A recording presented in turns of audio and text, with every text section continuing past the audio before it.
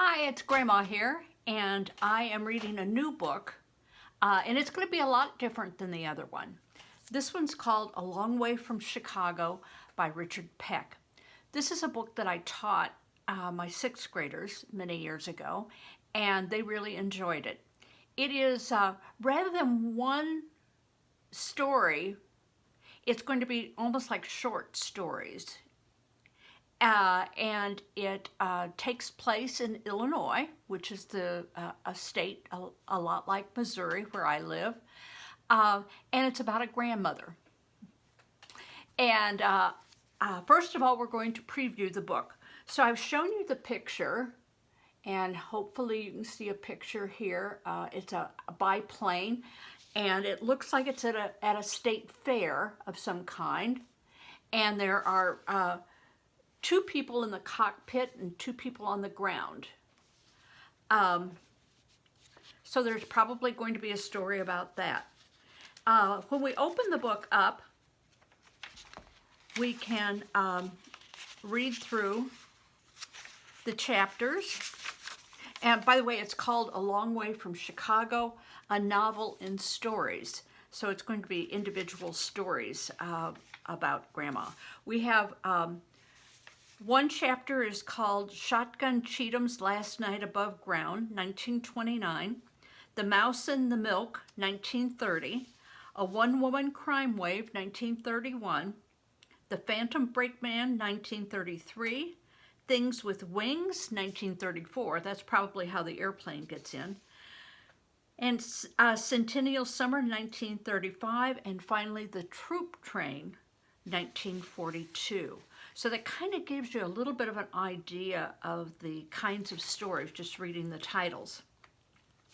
We're going to start off with the prologue. It was early August when we spent a week with our grandma. I was Joey then, not Joe, Joey Dowdle, and my sister was Mary Alice. In our first visits, we were still just kids, so we could hardly see her town because of Grandma. She was so big, and the town was so small. She was old, too, or so we thought, old as the hills. And tough? Oh, she was tough as an old boot, or so we thought. As the years went by, though, Mary Alice and I grew up, and though Grandma never changed, we seemed to see a different woman every summer. Now I'm older than Grandma was then, quite a bit older, but as the time gets past me, I seem to remember more and more about those hot summer days and nights and the last house in town where Grandma lived. And Grandma. Are all my memories true? Every word, and growing truer with the years. Shotgun Cheatham's Last Night Above Ground. Now, I try to teach you some reading techniques as I go along, and the reading technique I want you to use here is try to make this into a movie in your head. I want you to get a picture of Grandma. It's 1920s, and she's old, and she's big, and she's tough. Okay?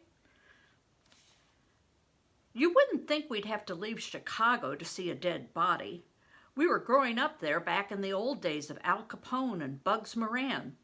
Just the winter before, they'd had the St. Valentine's Day Massacre over on North Clark Street. The city had such an evil reputation that the Thompson submachine gun was better known as the Chicago typewriter. But I'd grown to the age of 9, and my sister Mary Alice was 7, and we'd yet to see a stiff. We guessed that most of them were where you can't see them at the bottom of Lake Michigan, wearing concrete overshoes. No, we had to travel all the way down to our Grandma Dowdle's before we could ever set eye on a corpse. Dad said Mary Alice and I were getting to the age where we could travel on our own. He said it was time we spent a week with Grandma, who was getting on in years. We hadn't seen anything of her since we were tykes. Being Chicago people, Mother and Dad didn't have a car, and Grandma wasn't on the telephone. They're dumping us on her is what they're doing, Mary Alice said darkly. She suspected that Mother and Dad would take off for a week of fishing in Wisconsin in our absence. I didn't mind going because we were on the train, the Wabash Railroad's crack bluebird that left Dearborn Station every morning bound for St. Louis. Can you see why I like this book? Grandma lived somewhere in between, in one of those towns the railroad tracks cut in two. People stood out on their porches to see the trains go through. Mary Alice said she couldn't stand the place. For one thing, at Grandma's you had to go outside to the privy. Okay, you know what a privy is? Well, I'll tell you. It is like a bathroom outside. It's a toilet in a wooden shed. It stood just across from the Cobb house, a tumble-down shed full of stuff left there in Grandpa Dowdle's time. A big, old, snaggle-toothed tomcat lived in the Cobb house, and as quickly as you came out of the privy, he'd jump at you. Mary Alice hated that. Mary Alice said there was nothing to do and nobody to do it with, so she'd tag after me, though I was 2 years older and a boy. We'd stroll uptown in those first days. It was only a short block of brick buildings, the bank, the insurance agency, Moore's store, and the Coffee Pot Cafe, where the old saloon had stood. Prohibition was on in those days, which meant that selling liquor was against the law, so people made their own beer at home. They still had the tin roofs over the sidewalk and hitching rails. Most farmers came to town horse-drawn, though there were Fords, and the banker L.J. Weidenbach drove a Hupmobile. I think that's a pretty fancy car. It looked like a slow place to us, but that was before they buried Shotgun Cheatham. He might have made it unnoticed all the way to the grave, except for his name. The county seat newspaper didn't want to run an obituary on anyone called Shotgun, but nobody knew any other name for him. This sparked attention from some of the bigger newspapers. One sent in a stringer to nose around the Coffee Pot Cafe for a human interest story since it was August, a slow month for news. A stringer is like a newspaper man, a journalist. The Coffee Pot was where people went to loaf, talk tall, and swap gossip. Mary Alice and I were of some interest when we dropped by because we were kin of Mrs. Dowdle's, who never set foot in the place. She said she liked to keep herself to herself, which was uphill work in a town like that. Mary Alice and I carried the tale home that a suspicious type had come off the train in cityfied clothes and a stiff straw hat. Are you making a movie? He stuck out a mile and was asking around about Shotgun Cheatham, and he was taking notes. Grandma had already heard it on the grapevine that Shotgun was no more. Though she wasn't the first person people ran to with news, she wasn't what you'd call a popular woman. Grandpa Dowdle had been well thought of, but he was long gone. That was the day she was working tomatoes on the Black Iron Range.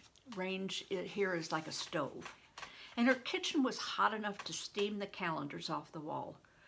Her sleeves were turned back on her big arms, and when she heard the town was apt to fill up with newspaper reporters, her jaw clenched.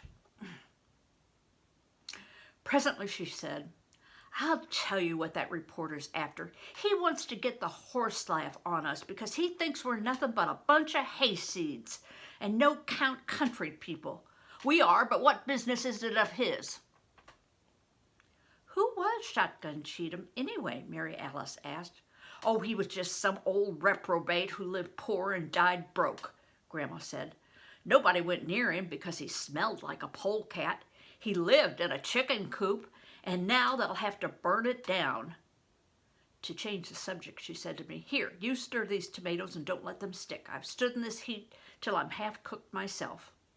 I didn't like kitchen work.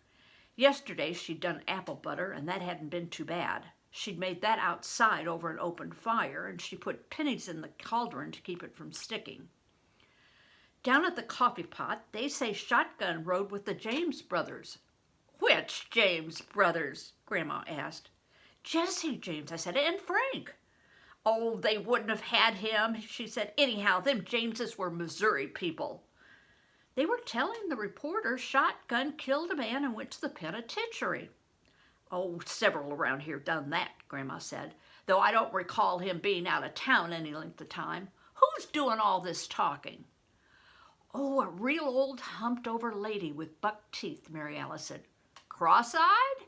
Grandma said.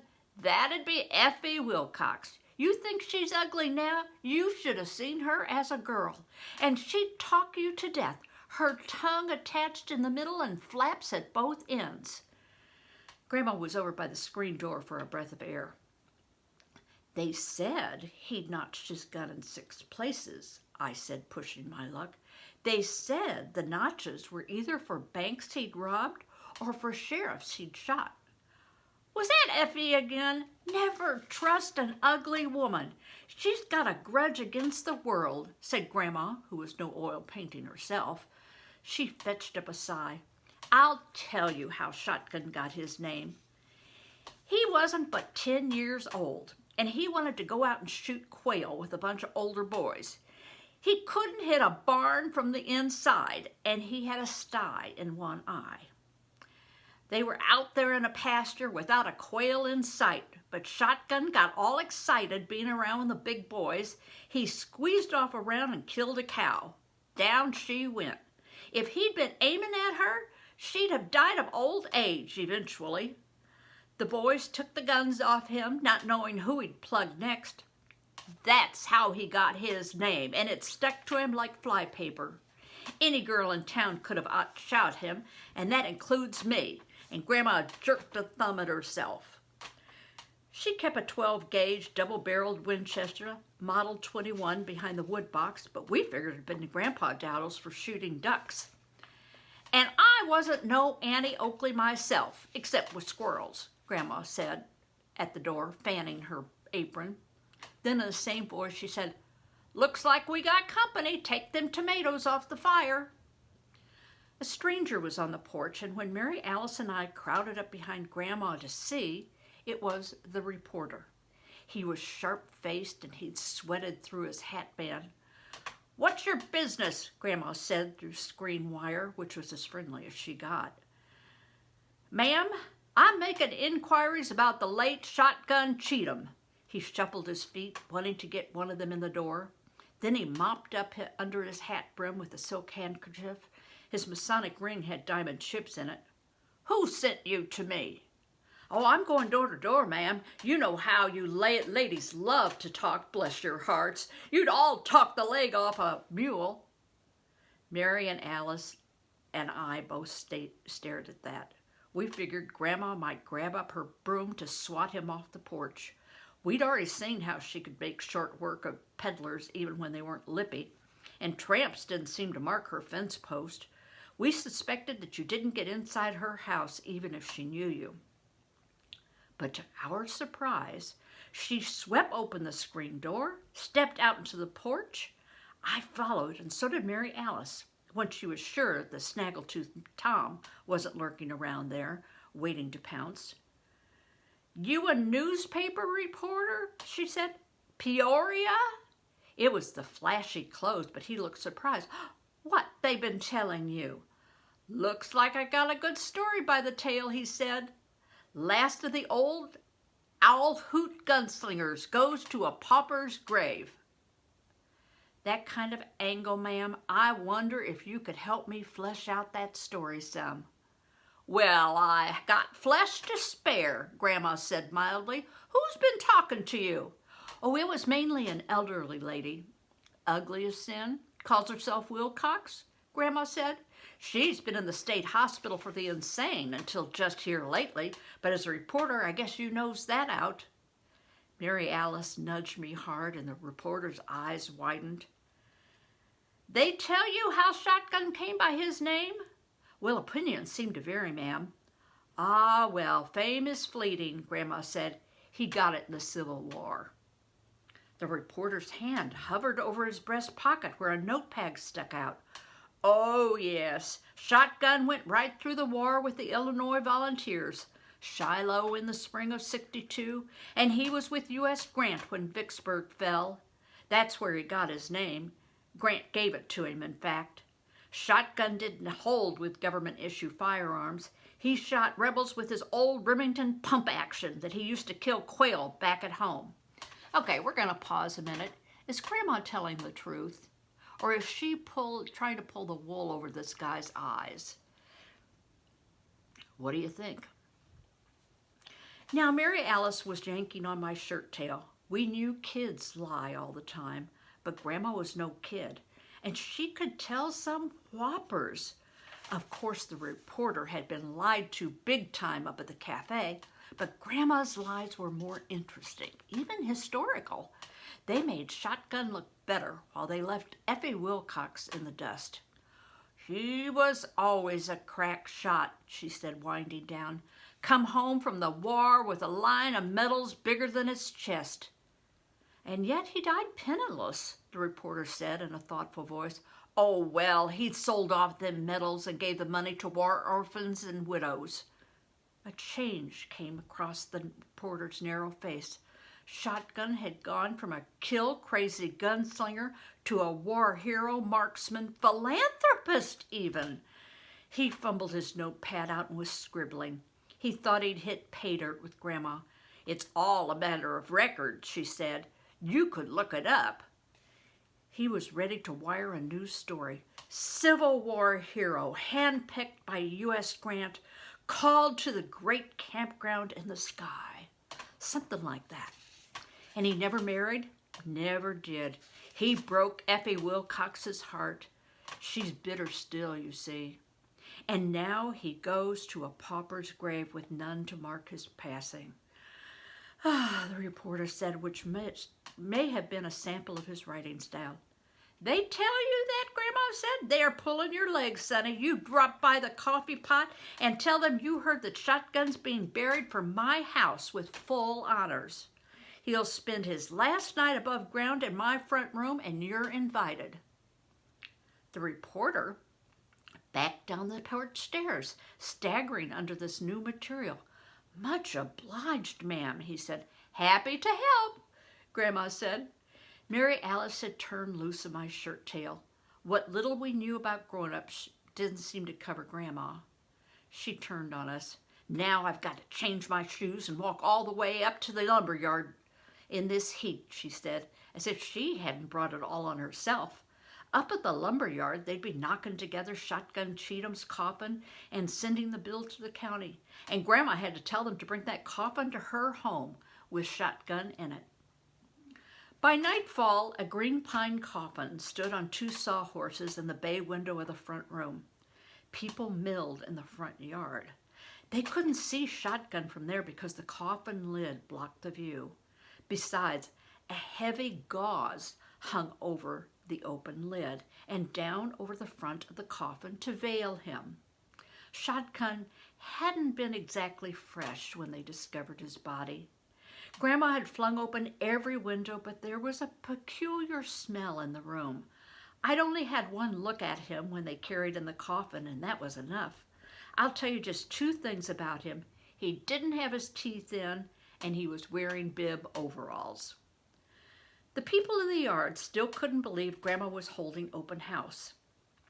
This didn't stop the reporter who was haunting the parlor, looking for more flesh to add to this story, and it didn't stop Mrs. L.J. Weidenbach, the banker's wife, who came leading her father, an ancient codger half her size in full Civil War Union blue.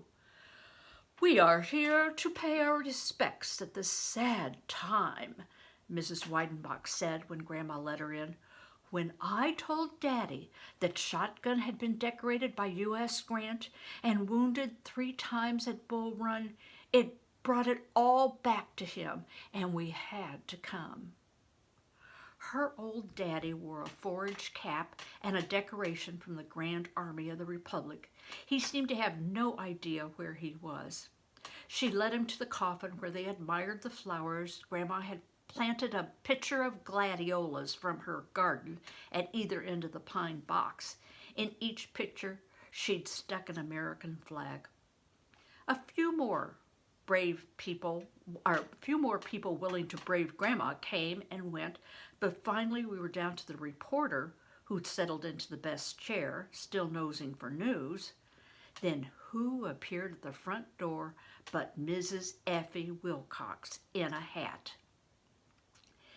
"Oh, Mrs. Dowdle, I've come to sit with you overnight and see our brave old soldier through his last watch." In those days, people sat up with a corpse through the final night before burial. I'd have bet money Grandma wouldn't let Mrs. Wilcox in for a quick look, let alone overnight.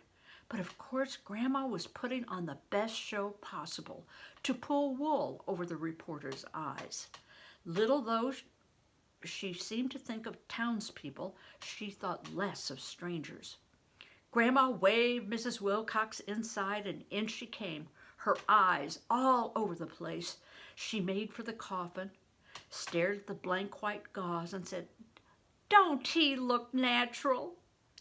Then she drew up a chair next to the reporter.